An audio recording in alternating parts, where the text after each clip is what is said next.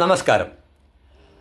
കഥ, തിരക്കഥ, സംഭാഷണം, സംവിധാനം എന്നിവ ആഴത്തിൽ മനസ്സിലാക്കാൻ കഴിഞ്ഞ ആറ്റുവേല എന്ന സിനിമയ്ക്ക് ശേഷം പ്രശസ്ത താരങ്ങൾ അണിനിരന്ന ശ്രീ ലെനിൻ രാജേന്ദ്രൻ സംവിധാനം ചെയ്ത കുലം എന്ന സിനിമയുടെ വിശേഷത്തിലേക്കാണ് ഇന്ന് നമ്മൾ പോകുന്നത്.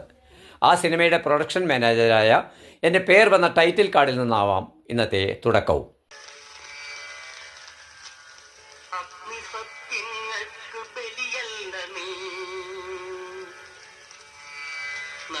പാപങ്ങൾക്കു നദിയല്ല നീ,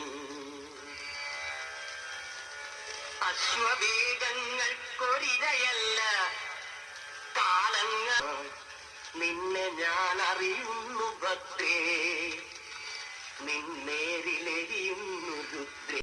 ഈ സിനിമയിലൂടെ ഇന്നത്തെ കേന്ദ്രമന്ത്രിയും അന്ന് രാഷ്ട്രീയമില്ലാത്ത വ്യക്തിയുമായിരുന്ന ശ്രീ സുരേഷ് ഗോപി എൻ്റെ അടുത്ത സുഹൃത്തായതും ശ്രീ വിജയരാഘവൻ, ശ്രീ തിലകൻ, ശ്രീ നരേന്ദ്രപ്രസാദ്, തമിഴ് നടൻ നാസർ, എന്തിനേറെ പറയുന്നു, ഞാൻ ചെറുപ്പം മുതൽ വളരെ ആരാധനയോടുകൂടി കണ്ടിട്ടുള്ള നടി ഭാനുപ്രിയ അടക്കുന്ന വലിയൊരു താരനിരയുടെ ചിത്രത്തിൽ വർക്ക് ചെയ്യാനായത് എൻ്റെ ജീവിതത്തിലെ മറ്റൊരു മഹാഭാഗ്യമായി ഞാനൊന്നും കണ്ടുകൊണ്ടേയിരിക്കും. ഈ സിനിമയിലേക്ക് ഞാൻ എത്തിപ്പെടാനുള്ളൊരു സാഹചര്യം സതീശനാണ്.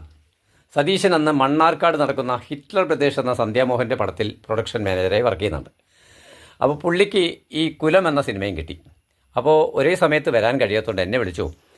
വിജയേട്ട, അവിടെ അരവിന്ദൻ കണ്ണൂർ എന്ന് പറയുന്നൊരു എക്സിക്യൂട്ടീവ് വരും, ഡയറക്ടർ ഒക്കെ കൂടെ. അവർക്ക് ലൊക്കേഷനൊക്കെ ഒന്ന് കാണിച്ചു കൊടുക്കാൻ വിജയേട്ടനോട് സഹായിക്കണം. ഒരു 10 ദിവസം കഴിയുമ്പോൾ ഞാൻ അതിൽ വന്ന് മാനേജറായി ജോയിൻ ചെയ്യും.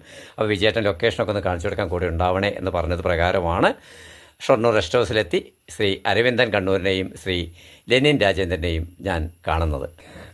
വലിയൊരു തമാശ എന്തെന്ന് വെച്ചാൽ, ഞാനന്ന് എന്തായാലും നിറഞ്ഞ കോൺഗ്രസ്സുകാരനാണ്. ലെനിൻ രാജേന്ദ്രൻ എന്ന സഖാവിനെതിരെ അതിന് മുമ്പത്തെ ഇലക്ഷനിൽ വാതൊരാതെ നെറികേട് പ്രസംഗിച്ച് നടന്നിട്ടുള്ള ഒരു കോൺഗ്രസ്സുകാരൻ എന്നുള്ള നിലയിൽ ഇദ്ദേഹത്തിൻ്റെ മുന്നിലെത്തിയപ്പോൾ ഒരു ചെറിയ ചമ്മലൊക്കെ എനിക്കുണ്ട്. പക്ഷേ ഞാൻ കോൺഗ്രസ്സുകാരനെന്നുള്ള കാര്യം മെല്ലെ മറച്ചു വെച്ചു.